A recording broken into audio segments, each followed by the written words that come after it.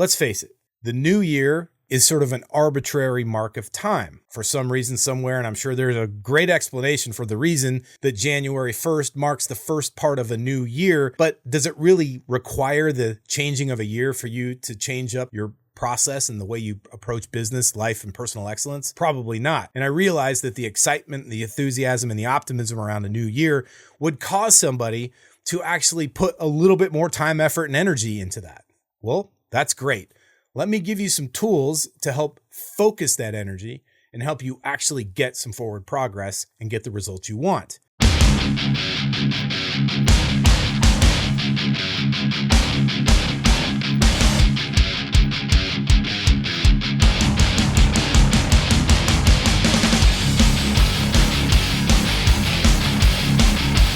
What's up, my friends? JT DeBolt with you today for the True Driven Podcast, the podcast for the few, the true, the driven, those of us who have aligned and united to become the true driven. And I say good morning, good afternoon, and good evening, whatever time it is for you, no matter where you might be tuning in from on the Big Blue Marble.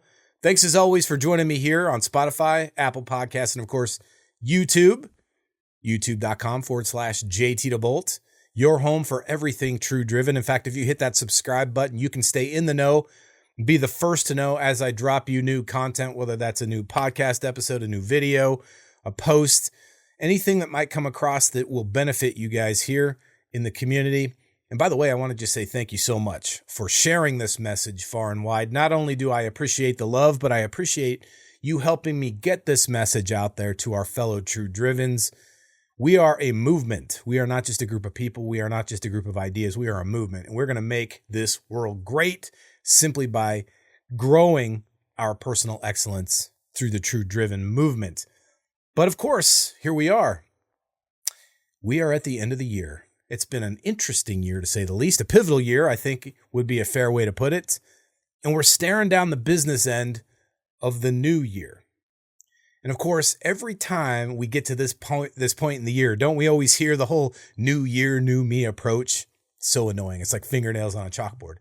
There's nothing new about you just because we're flipping a calendar over, but I do love the optimism. And so I don't want to piss on that. I don't want to, make this thing out to be something negative. I want to actually encourage that energy. I want to encourage that hope. I want to encourage that optimism, but I also want to give you some tools. So if it's okay with you, this episode and the two that follow it are going to be geared specifically to kind of almost be like a mini workshop, if you want to think of it that way, a series of trainings that will give you some tools to help you not just prepare for a great year, but actually execute on it and hopefully make it the best year you've had yet, whether that's in your business, your career, your life, whatever you are aspiring to improve upon. This next several episodes is going to be geared specifically for you. So I'm going to just kind of open up the vault and give you my best stuff over these next several episodes. In fact, I try to give you my best stuff on each episode, but these next few are geared specifically to help you maximize the new year. I figure it this way. Right now, your inbox and maybe your social media feed are probably clobbered with all kinds of motivational gurus out there trying to shill you their next program or their next course or their next goal-setting workshop, right? Time management, productivity, all this bullshit about helping you maximize your best year. And of course, you've got all the internet influencers out there and the mini wannabe influencers passing off all the motivational bullshit and talking about their life hacks and their biohacks and their daily routines and all this crap. That's great. And if you want to use that stuff, go for it. More power to you. My simple offer here is to give you the stuff that I use, the things that I train my clients on, the things that I talk to all the true drivens, in the hopes that it gives you that one little edge, helps you get 1% better every single day, and helps you maximize and start to walk toward your version of personal excellence. And so in this episode, I want to talk about getting past this whole concept of New Year's resolutions and actually coming up with a foundational plan that you can use anytime, anywhere, no matter what time of year it is.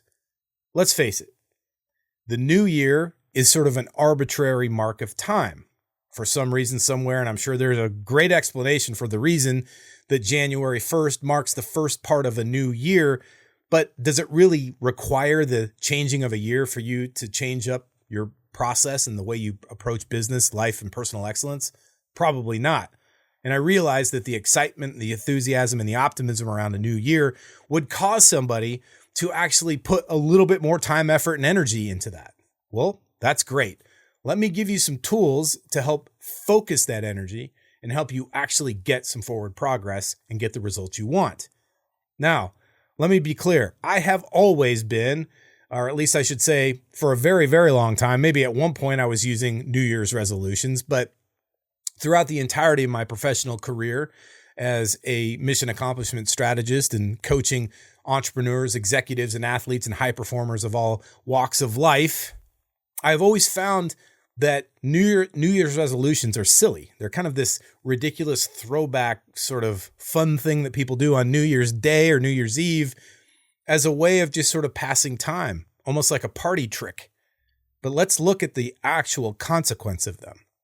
There's lots of studies out there. You can take a look at some of these, do the research for yourself. In fact, I encourage you to do that. Use some critical thinking and do the actual digging and the research and find the sources and everything that comes that has come to the point to tell you that 92% of New Year's resolutions fail overall. And what's interesting is there's somewhere around 75% of them fail within the first 2 weeks. So by January 15th, 75% of New Year's resolutions have already crumbled. 2 weeks. So right off the bat, you can see that not only is there no real strategy or strength to setting New Year's resolutions, but it's kind of a waste of time. The rest of them tend to drop off and fail within the following 2 to 3 weeks after that at the rate of 92%. Now, here's what's interesting is of the 8% that actually succeed, only 60% of them are actually happy and satisfied with the outcome. That's nuts. That means if you're doing the math, somewhere around 4% of people who set New Year's resolutions achieve the goal, achieve the outcome, and are actually happy with what they got. So I ask you, does that sound like something that you actually want to use on a consistent basis? If you love setting New Year's resolutions, then go for it. What I'd love to do is to give you a different way of approaching that to not only give you a higher probability of success, but a higher probability of being fulfilled and happy that you got what you got. So let's explore that. The very first part about this is we're going to take a little bit of a look back in the rearview mirror.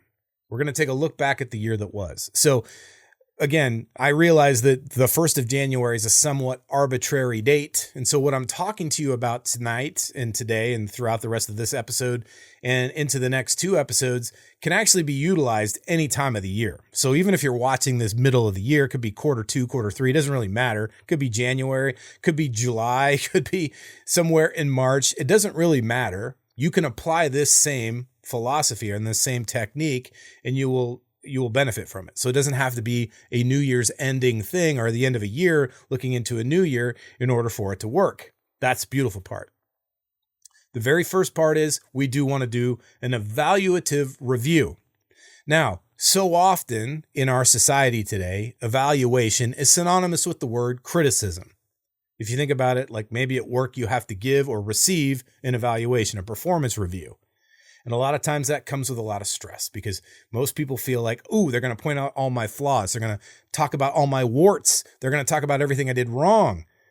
And that's because there's so much of an emphasis on the negative. When in fact, evaluation is not negative. Oftentimes, the term evaluation is confused with criticism. Criticism is typically coming from a place of somebody being more cynical.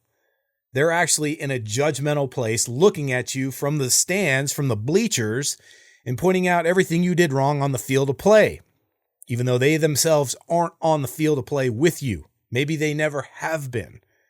This is what we call trolls. You guys call them haters. I refuse to give them that kind of energy and that power. I refer to them as trolls. So these people will point out all of your flaws every time you misspell a word or every time you misspeak and use improper grammar. Man, fuck those people. The difference is, as leaders, we have to be exceptional at not only giving that feedback, giving the evaluation, but being able to receive it as well. And so there's an element where we take our ego out of it so that we can actually learn from what we've done. We can learn from our performance, whether that performance met our expectations or not. At the end of the day, think about it this way. You're probably looking at this year and maybe you achieved some great things. The question is, are you happy with that?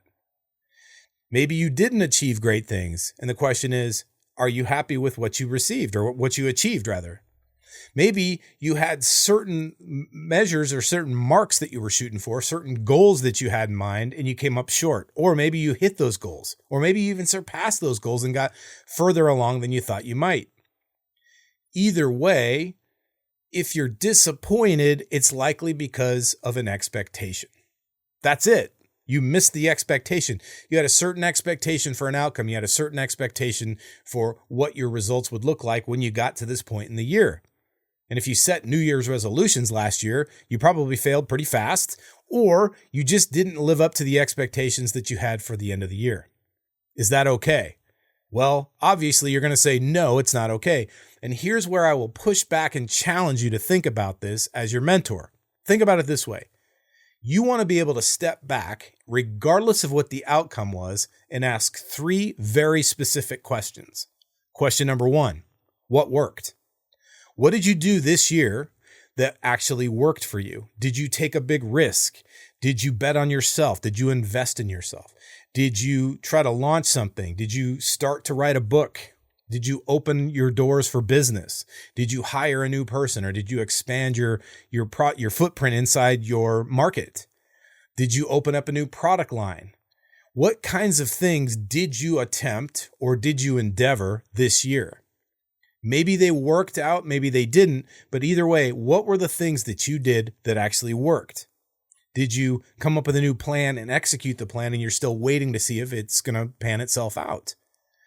My challenge to you is to be able to sit down after this podcast, you can even do it during, and start to make a list and just let your mind kind of relax a little bit, brain dump all of this information and put it down into a format where you just basically list out from, as the best you can remember, all of the things that you worked on to this year that actually worked out for you. Now, you've heard me talk about this, and we'll go into deeper detail with this in a future podcast episode, but you can do this at the end of any given year, just like I'm encouraging it. You could do it at the end of each quarter. You could do it at the end of each month. You can do it at the end of each week. You can even do it at the end of each day.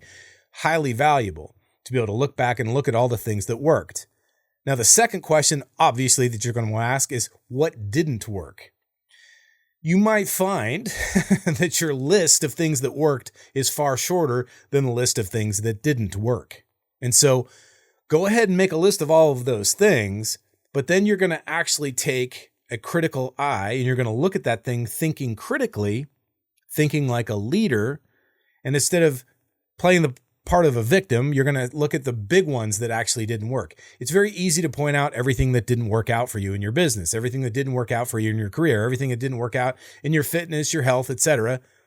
And you can point out all of the flaws.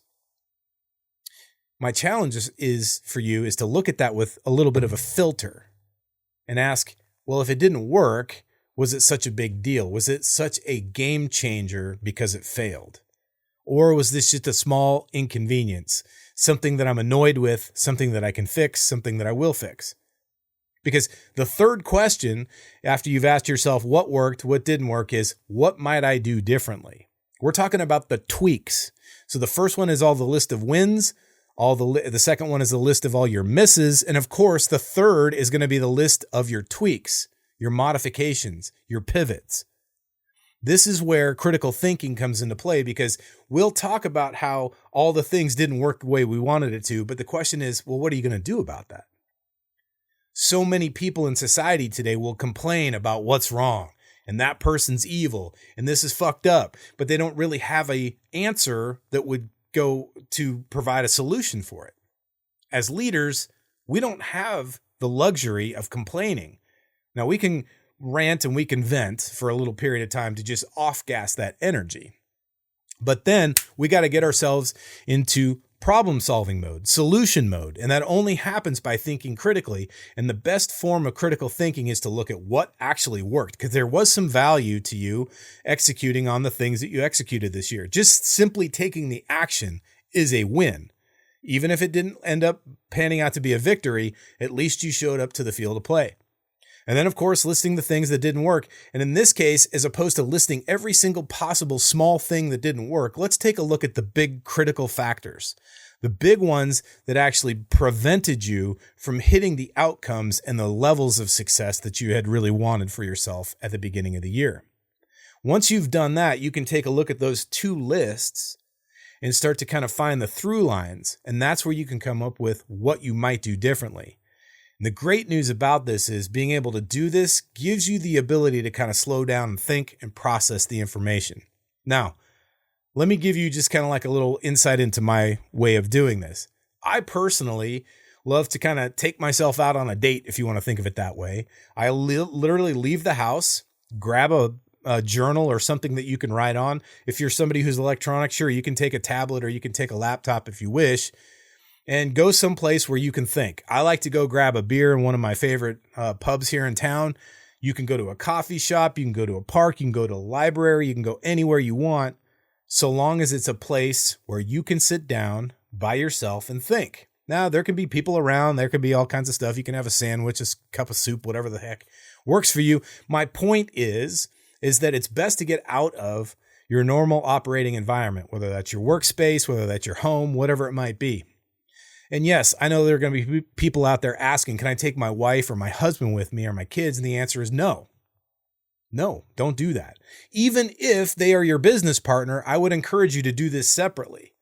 Now, if you absolutely positively cannot find that kind of space and time for yourself, that's a whole nother conversation that we need to have about your personal leadership, your ability to draw boundaries, your ability to see the value in investing in yourself, especially when it comes to time and critical thought, deep thought. We got to get past this notion of being surface level thinkers and go become deep thought voyagers. And the only way we can typically do that is to separate ourselves physically to allow ourselves to think, slow down, and actually process what's been going on. And so again, I encourage you to take yourself out on a date, whether that's go grab a beer, a glass of wine, a coffee, whatever suits your fancy. Maybe you just go to a library, you go to a park, you go to your favorite place where you can quiet your mind and physically write out those three questions from this past year or this past quarter or this past month, this past week, whatever. What worked, what didn't work, what you might do differently with that new information. Now, once you've done that, you can actually start talking about what is it that you want to achieve in this new year.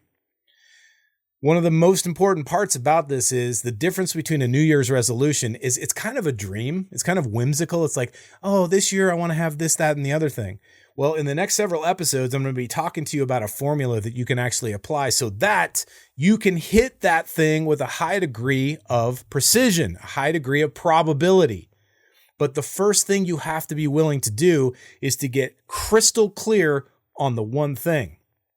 Now, let me be perfectly clear on this. I know that you've probably heard, because I've seen them too, all the motivational gurus out there talking about how to have the best life ever. You've got to have family, fitness, finances, and they start breaking it down into 5 or 6 different categories of your life. And by no means am I dissuading you or discouraging you from doing that. But what I am encouraging you to do is to slow down and just think of one big thing that for you, that by this time next year, or maybe by the end of the year, whatever that looks like, whenever you might be following this particular podcast, this particular message, if you're looking at this and you're saying, hey, listen, by the end of December, so the end of this upcoming year, I want to have achieved X, whatever that thing might be. I encourage this to be something for your business or your career, for you entrepreneurs out there, for you leaders that are leading teams and helping somebody else build the business, or maybe you are a leader inside your own business. Figure out what outcome, what huge achievement you would love to be able to look back on and say, I did that this year. Now, does it mean that the thing has to complete and finish in December? No, absolutely not. Maybe, for instance, you have a huge goal to run your first marathon, and you know that marathon's going to happen in, say, August. Well, does that mean that that's it for you for the year? No, it just means that if that's the big outcome you're shooting for, naturally it's going to happen in August, so it wouldn't necessarily be an end-of-year achievement. I'm talking about the ability to sit down at the end of the year and look with pride, look back on the year and say, that was amazing. That helped me have the best year I've ever had because of that one achievement, even though it happened months ago. Make sense? So again, the timing of the achievement is not as important so long as it happens inside the next calendar 12 months. And hopefully you can look back as the ball drops on New Year's Eve this next year and look back and say, hey man, this has been the best year yet. But it takes being clear on the one thing. I know all the gurus out there are telling you got to find 6 or 7 different areas of your life to optimize for. This will help you do that. I promise you. Just focus on the one thing that if you look back on it, even if the other things fell apart, you could look at this and go, I still achieved this and I'm extremely proud of that. There's a gentleman that I have loved and adored for years. He's since passed. He lost his battle with cancer, but his name is Mark Hoverson. And if anybody ever knew Mark, you know what I'm talking about. Mark used to talk about vision casting. He would talk about this idea of building a vision. And for you true drivens, you know that's one of the big 4: values, vision, mission, and a sense of purpose. Well, your vision is something that you start to create on a daily basis, but you have to start to develop the clarity and the specificity about that life, that impact that you want to have.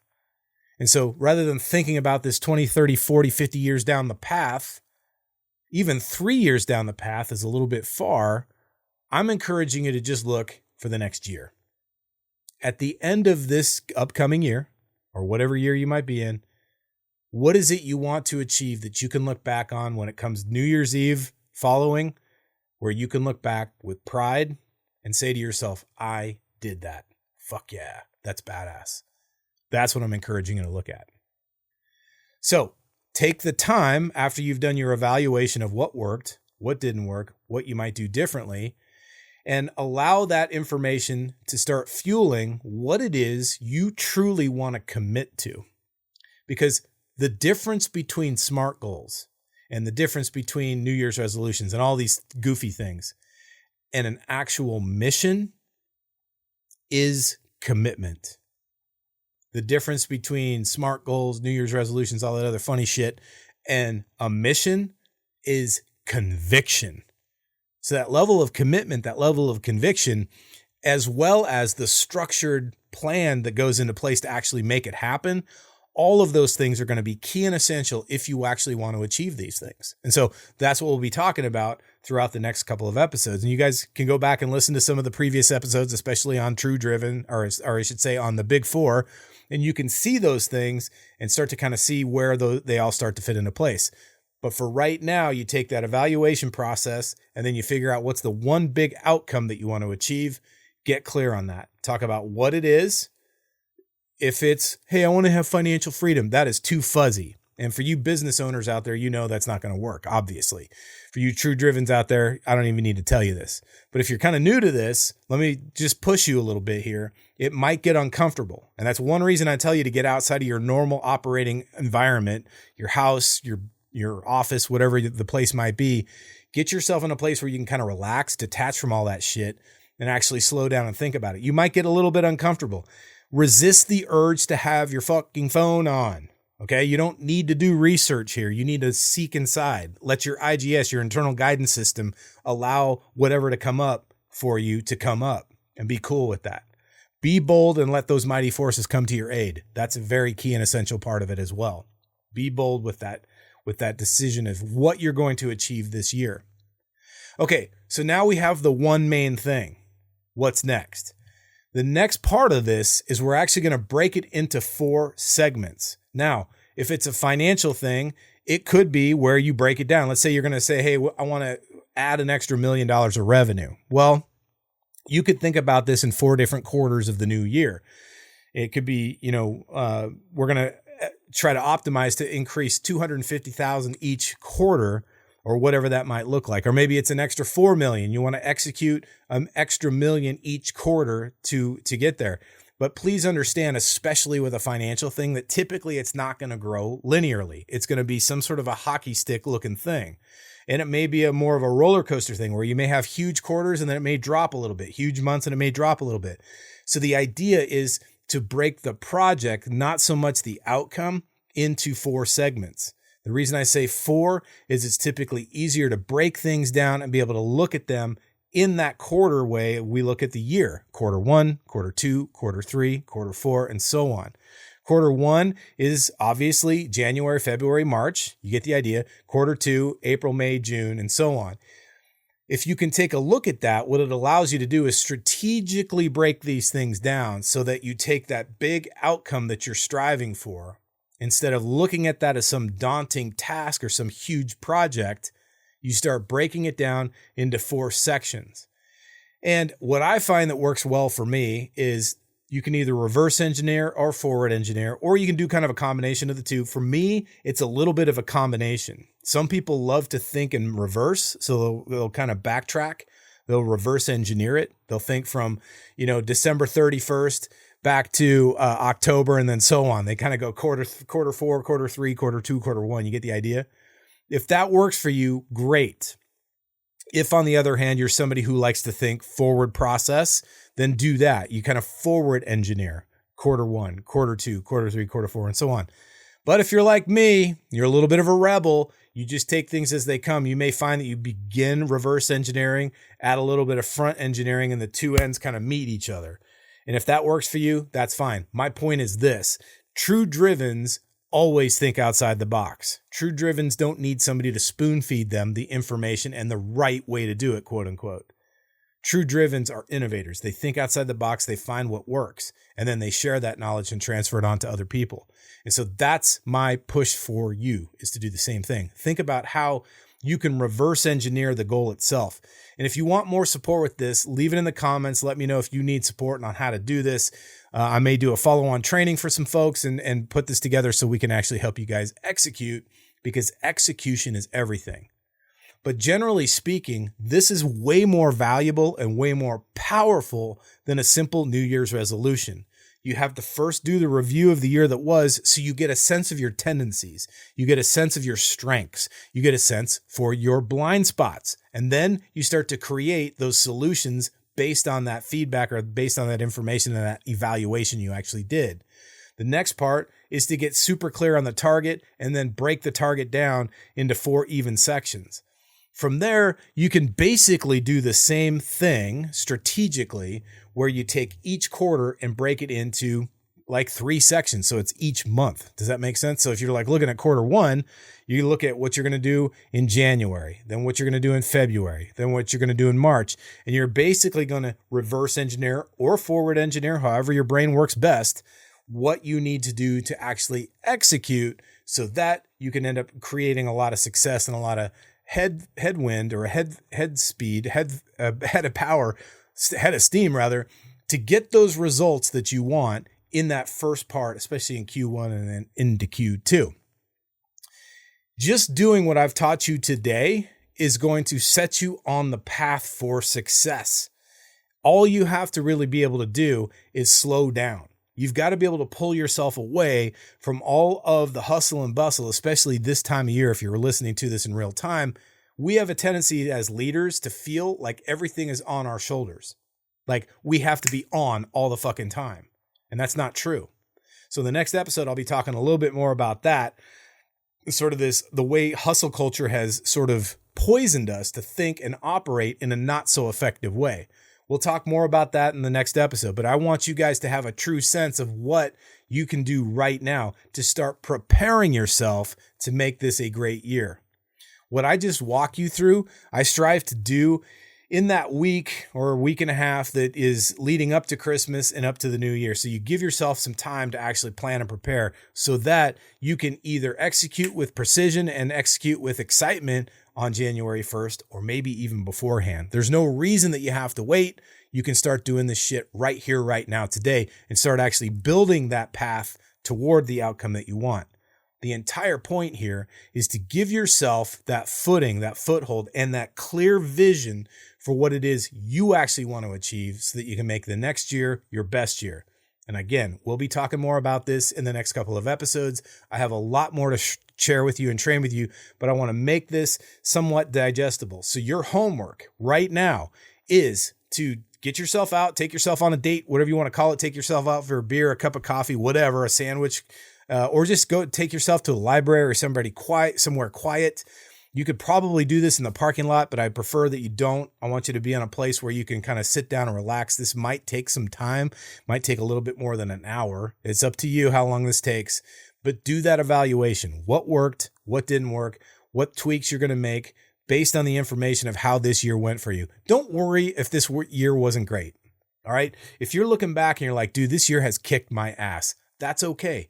Every single high performer, every single top leader in any industry has been able to say that with great clarity. It's a little bit like, hey man, been there, got the t-shirt, right? We've all done it. If on the other hand, this has been a banner year for you, you're looking back on it going, holy shit, dude, how do I keep this momentum? Do this work so that you can actually figure out what worked, what didn't work, and what you might need to tweak. Then use that newfound focus and energy to apply towards what is it you really want. Make sure that it's something you care about, that you genuinely are going to be committed to, and then start to break it down, reverse or forward engineer it, or a combination of the two, into basically 4 sections. Think of it like 4 quarters of the year, quarter 1, quarter 2, quarter 3, quarter 4, and so on. When you do that, you now have a very clear and succinct structure to how you are actually going to execute and achieve the thing that you say you want, not just some floozy fucking New Year's resolution that's going to fail anyway, probably inside the first couple of weeks, if not couple of months of the new year. So that's it. It's that simple. New Year's resolutions suck. Go ahead and do the research if you really want to. But again, the failure rate's somewhere around 92%. And of the 8% that actually succeed, roughly 60% are happy with what they got. So it's a very small margin of people who actually have success and then are fulfilled when they get what they want. I want you, my true drivens, to have a true sense, not just a hope, but a predictability to your success, a predictability and an expectation that not only will you achieve that success, but it'll be the success you wanted, something that you'll be excited about, something you'll be grateful for, and something that when you receive it, you will feel like it has been worth it. This has been the best year yet. And that's going to be the plan. So stay tuned for more. The next 2 episodes, I'm going to fill you in on some more information that you're going to need to execute. And again, you can do this any time of the year. It doesn't have to be towards the end of the year, coming into the new year. But here we are. So fuck the whole new year, new me approach. Let's take this one by the fucking horns. Let's make it amazing. Let's kick ass and let's do it together. All right, my friends, that's what I got for you today. If you got some value from this, make sure that you leave it in the comments. Let me know what you learned. Let me know how you tee yourself up for success in the new year. Make sure you share this message far and wide. Hit that subscribe button. Stay in the know so you can be the first to know when I bring you new content. And remember, no matter what course you fly in life, fly high, fly fast, fly far, stay driven.